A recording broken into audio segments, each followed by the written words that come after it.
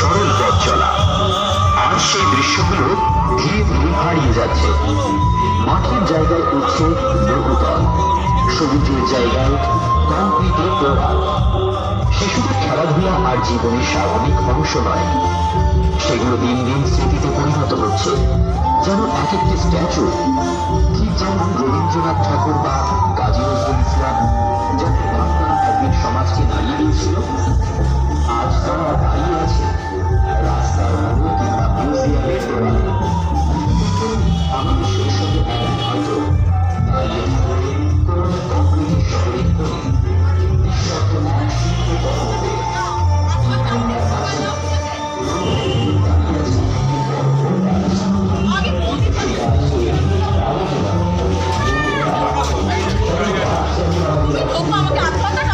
কাছে বিশ্বাস করো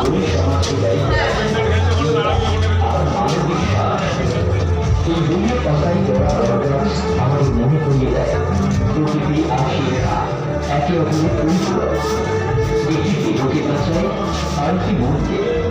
এই মিউজিয়ামের ভেতরে তাই রাখা হয়েছে বিভিন্ন ছোট ছোট ক্লাসের পাঠ্য বইয়ের শর্ট পেজ, যেন হারিয়ে যেতে বসা শৈশবের পাঠগুলো আবার চোখের সামনে ফিরে আসে। যেন মনে পড়ে যায় শিক্ষা শুধু পরীক্ষার নম্বর নয়, শিক্ষায় মানুষকে মানুষ করে।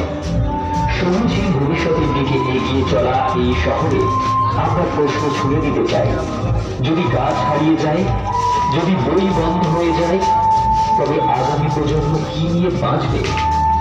এই মণ্ডপ তাই শুধু একটি পূজার স্থান নয়, এটি একটি স্মৃতি, একটি সতর্ক বার্তা এবং একটি আশার প্রতীক।